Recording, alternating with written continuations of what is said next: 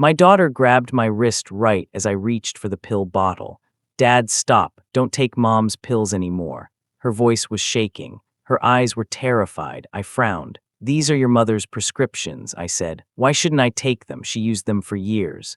But she stepped between me and the bottle as if protecting me from something poisonous.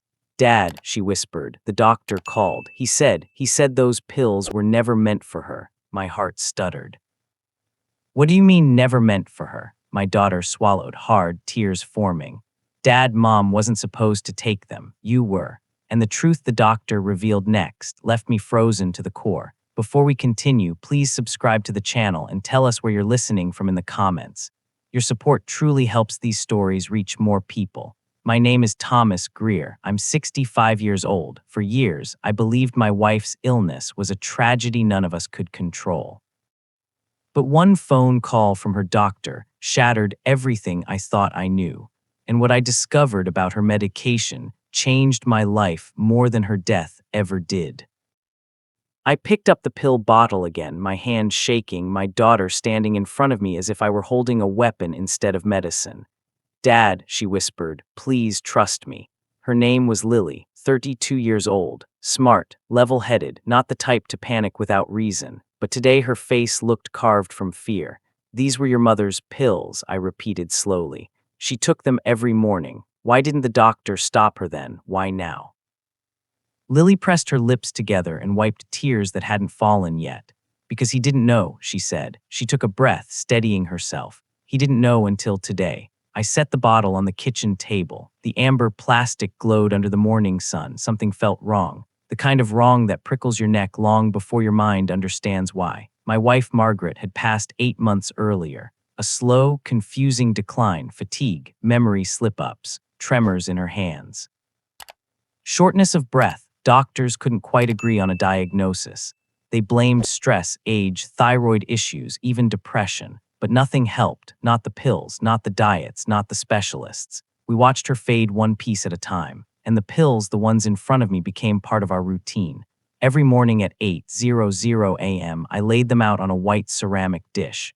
Every night at 8:00 p.m., I tucked her into bed and prayed tomorrow would be better. It never was. Lily, I said, the grief rising like old smoke, these pills didn't kill your mother. She was sick. Lily shook her head. No, Dad, she became sick. My chest tightened. What are you talking about? Lily reached into her purse and pulled out a folded piece of paper, a fax, the kind with the doctor's signature at the bottom. She handed it to me with trembling fingers. Read it. I unfolded it. The letter was short. Too short for the impact it had. Thomas Greer was prescribed propranolol, 20 mg daily for essential tremor. Prescription issued, March 14, 2019. Medication picked up monthly for 3 years, but records show the patient under this prescription was listed as Margaret Greer. My breath caught. I reread it. Then again. My hands began to shake. Dad, Lily said softly, those were Mom's pills. Those were yours. The pharmacy filled them under her name by mistake. My stomach twisted. No, I said. No, that can't be right. I never had tremors. Your mother did. Lily closed her eyes. Dad, she developed tremors because of the medication. The floor beneath me tilted. What? She pulled another page from her purse, a printout from a medical website. Side effects of propranolol, tremors, fatigue, memory issues, breathing problems. The symptoms we thought were her illness, she whispered, were side effects, and she got worse because she kept taking them. Because she thought they were hers. I felt my knees weaken. I don't understand, I said. We kept her prescriptions organized. The bottles had her name on them. Her face was pale. That's what the pharmacy error did, she said. They printed her name on your medication every month for years. My mind screamed, impossible, impossible, impossible. But the drip of truth was already dissolving the denial. I walked to the sink and splashed cold water on my face. My reflection stared back, a man suddenly older, smaller. Why didn't the doctor notice? I whispered. Lily hesitated. Dad, he never saw the bottle. I froze. He prescribed the medication to you, but the refill communication always went through Mom's email, not yours. She handled the reminders. She thought they were for her. He thought you were taking them. My pulse hammered. So nobody realized. Until today, Lily said. When he checked the pharmacy records and saw your name wasn't on any of the fills. I gripped the edge of the counter. A cold truth seeped through my bones. My wife may have died because of a clerical mistake, a misprint, a swapped name, a simple, stupid human error. But then Lily's voice softened into a darker tone. Dad, that's not all. I turned slowly. She looked at me like she was afraid to say the next words. The doctor said something else, something he didn't want to put in writing.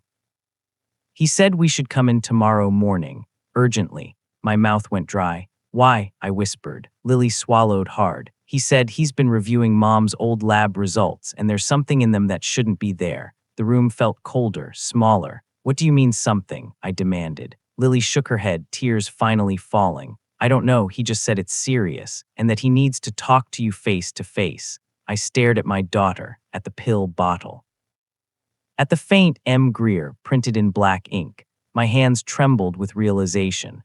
Lily, I whispered, voice cracking, are you telling me your mother didn't die from an illness? She shook her head slowly. No words, just grief, just confirmation. Something inside me cracked open. A sound escaped me, half breath, half cry. I sank into the kitchen chair. The house was silent for a moment. Then I whispered the question I didn't want answered. If the pills were meant for me.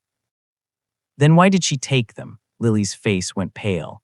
Dad, what if she didn't know they were dangerous? My skin crawled. What if someone else did? I looked at the pill bottle again. Amber plastic, white cap, her name, my prescription, my last piece of my wife. And suddenly it wasn't just a bottle. It was a clue. And tomorrow the doctor was going to tell me something that would change everything. But tonight something else happened. Something that tore open a new fear entirely. Because just as we stood to leave the kitchen, the pill bottle rattled, on its own, as if something inside had moved. The rattling sound was so soft I thought at first I imagined it, a faint clink like pills shifting in a bottle, but I wasn't touching it. Neither was Lily. She stared at the amber tube on the table, her breath catching. Dad, she whispered, did you bump the table? I shook my head. No, the furnace clicked on. A draft rolled through the kitchen, but the pill bottle rattled again, not rolling, not tipped, just rattling, like pressure inside was shifting. Lily reached for it. Don't touch it, I snapped, my voice sharper than I intended. She froze. Something about the bottle felt wrong now. Not dangerous in the physical sense, but dangerous in what it represented. A symbol of everything we'd misunderstood, every assumption, every blind trust. I grabbed a paper towel and lifted the bottle by its cap. Inside, the pills looked ordinary, white, unremarkable. But one thing wasn't ordinary. A powdery residue dusted the inside of the bottle. Not much, barely noticeable, but definitely there. What is that? Lily whispered. I stared. I don't know. But a cold chill crawled through me. Margaret had complained for months that her pills tasted bitter. I always told her bitterness was normal. I had been wrong. We didn't sleep that night. We sat in the living room, the pill bottle between us like a live wire neither of us wanted to touch. Lily kept pacing. Dad, what if someone did this on purpose? I wanted to dismiss it. I wanted to protect her. I wanted to protect myself from that thought. But I couldn't shake one memory. 3 months before Margaret died, she told me the pills were harder to swallow. She said they tasted strange, like something had changed. I figured it was just the pharmacy switching brands. Now I wasn't sure. At 8:00 a.m., we drove to the doctor's office. The sky was gray and heavy, the kind that feels like it presses down on your shoulders. When we arrived, the receptionist took one look at me and said, Mr. Greer, the doctor will see you immediately. No waiting room, no delays. That alone told me something was very, very wrong. Dr. Hanley was usually composed, warm, a man who spoke gently and didn't rush. Today, he looked exhausted. He motioned for us to sit. Thomas, Lily, thank you for coming. I didn't bother with small talk. What did you find in my wife's records? He inhaled slowly, folded his hands on the desk, and looked me in the eyes. Thomas, your wife's lab results were abnormal from the beginning, but at the time they didn't match any illness we were testing for. My skin prickled. What do you mean? He turned his monitor toward us. Lab results filled the screen, rows of numbers, highlighted sections, but one line glowed red, potassium, critically low. Dr. Hanley pointed at it. This level isn't consistent with any condition she was diagnosed with. It is, however, consistent with long-term use of a medication that wasn't prescribed to her. My stomach twisted. You mean the propranolol? He nodded. Yes, but that alone wouldn't explain everything she went through. Then what would? Lily asked. He tapped the screen again. These spikes. Another row lit up. Calcium channel fluctuations, erratic and dangerous. I leaned forward. What causes that? He hesitated, choosing every word with precision. Someone giving her pills. But not always the same dosage. Silence dropped like a weight. What are you saying? I whispered. Dr. Hanley folded his hands. Thomas, if she was taking medication from a mislabeled prescription, your prescription, she may have been taking the wrong dose, inconsistently, unpredictably. And if someone else in the home was also handling the pills, he stopped. Lily stiffened. You think someone tampered with her medication? Dr. Hanley didn't answer directly. Instead, he said, I filed an incident report with the state board. They are opening a review. A review of who? I demanded. He looked at me with eyes heavy with sympathy.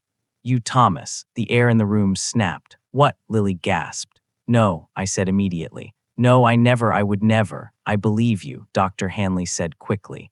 But when a patient dies under unclear circumstances and another adult in the home manages their medication, that adult becomes part of the review.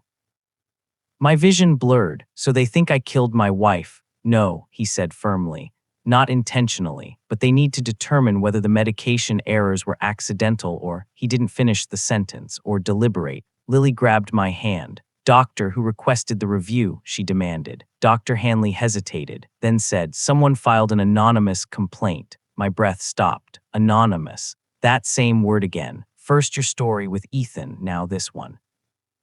It echoed in my mind like a warning bell. Someone had filed a complaint against me. Someone wanted the state to question me about my wife's death. Someone who knew she was taking medication meant for me. Someone who knew how the bottle was labeled. Someone who knew our routine. Someone inside our life. I swallowed hard. Doctor, I whispered. What did the complaint say? He clicked a file. A single line appeared on his screen. Thomas Greer did not give his wife the medication she needed.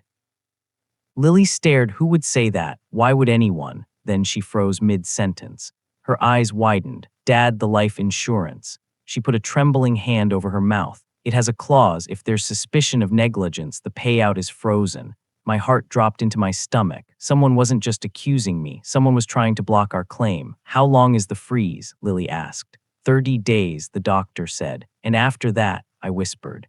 After that, if doubt still exists. Case may be escalated.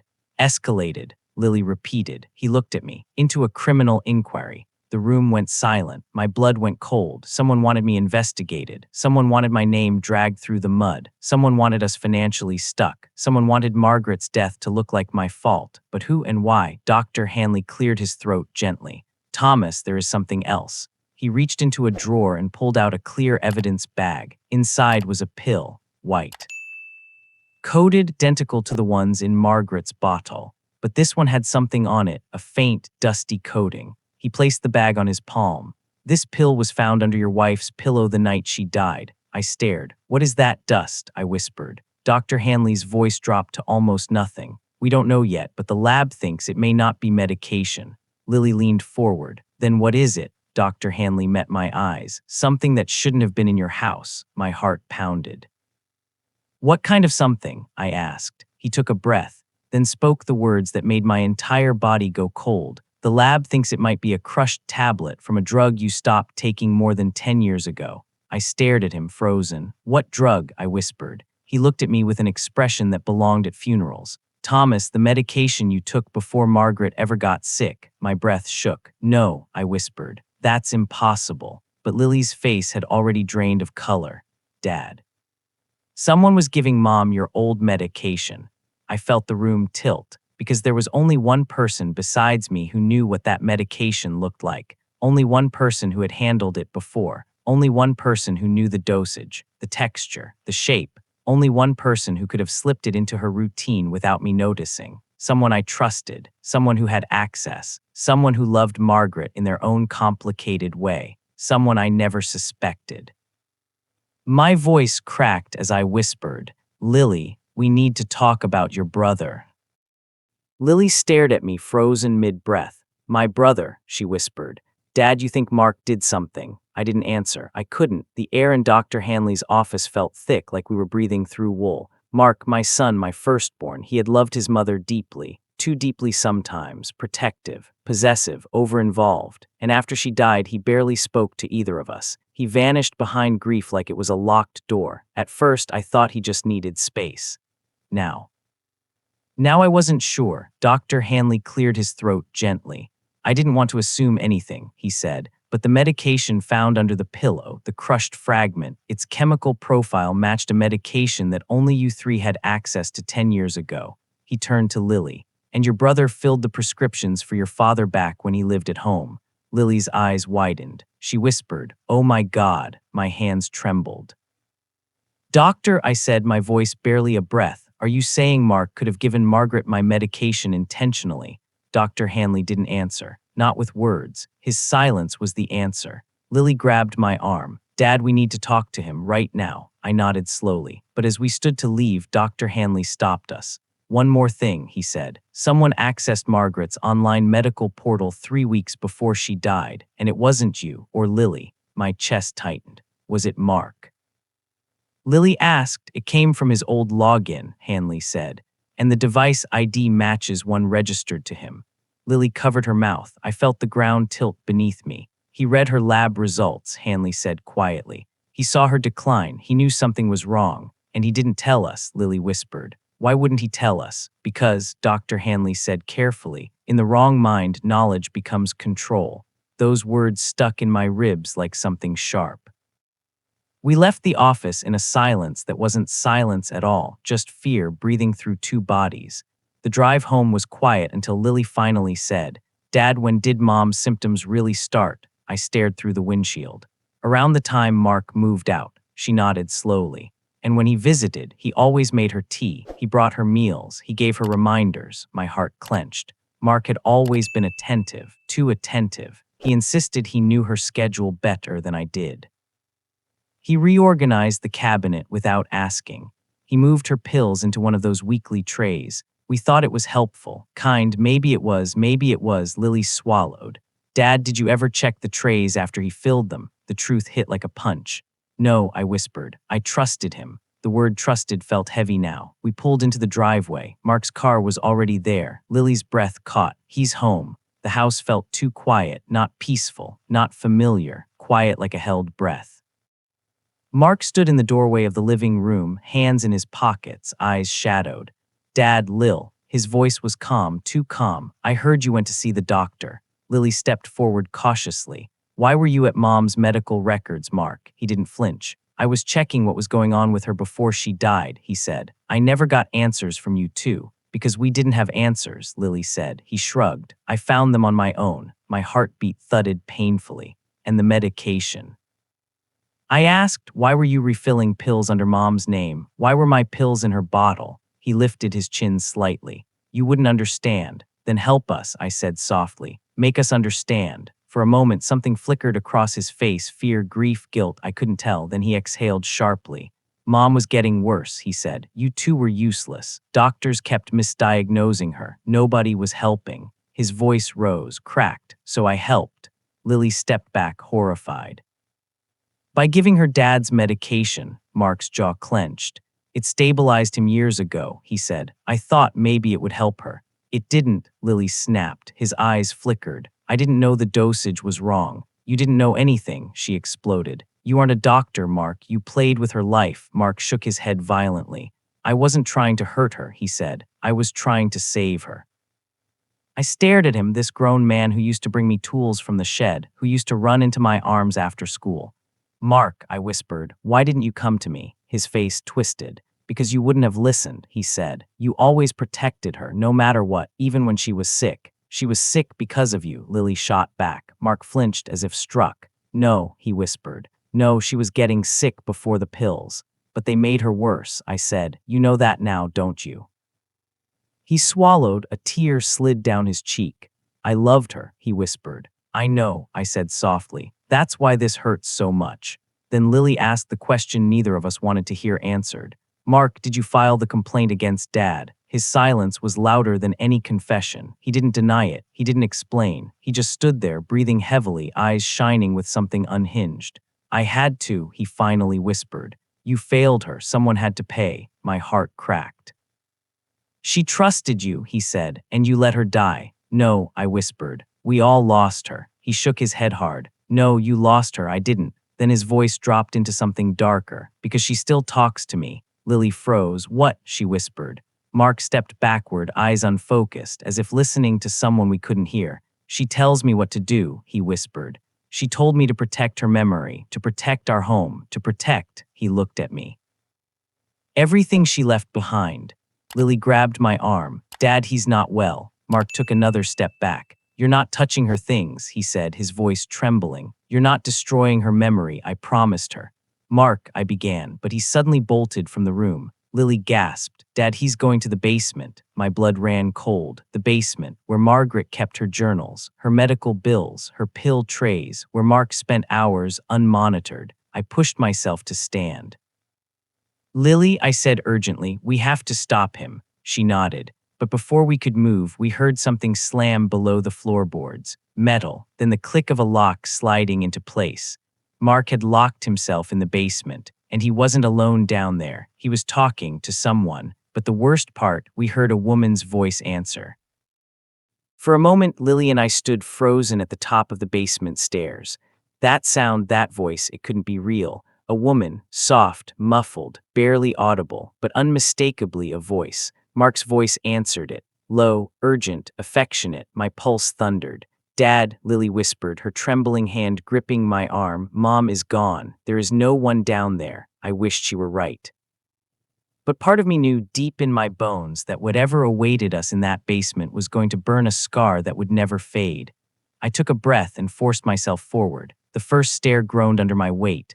Mark, I called down. Open the door. Silence. Then footsteps, slow, uneven, pacing. I tried the handle, locked. Mark, I said again louder, I'm begging you, open this door. His voice floated through the wood, calm, detached. We're talking, he said. She doesn't want you down here.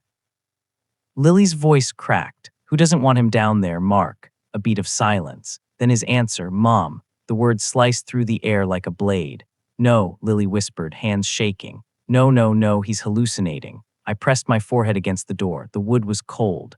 Mark, I said softly, whatever you're hearing, whatever you think is happening, it's not real, son. He laughed, a hollow, broken laugh. You think I'm crazy, he said, but she's been with me since the day she died, talking to me.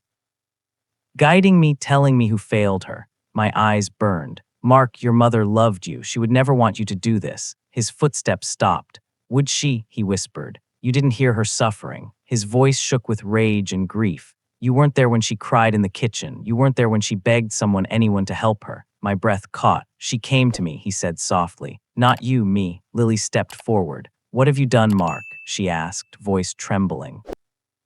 Something heavy slid across the basement floor. A chair, a container, then the metallic squeal of a latch. I reached for the handle again, still locked. Mark, I called, I'm opening this door. No, he snapped. Not yet, she's still talking. Lily's voice cracked. Who is she? Mark whispered. Mom. Then we all heard it. Another voice, a faint one, soft, wet with static, not human, not ghostly, a voice from a recording. My heart slammed into my ribs. Mark, I whispered, what are you playing? He didn't answer. I looked at Lily. Her face had gone pale. Dad, she whispered. He didn't let us clean the basement after the funeral. He wouldn't let us throw anything away. What if he kept her voice messages? A shiver crawled up my spine. Margaret had recorded dozens of things in her last year, grocery lists, doctor reminders, notes to herself, even small conversations with Lily. But if Mark had twisted them, then a new sound came through the door, Margaret's voice. But not her real voice. A fragmented recording, cut and stitched together like someone rearranging pieces of a broken mirror. Help hurts, stop, please, Lily covered her mouth.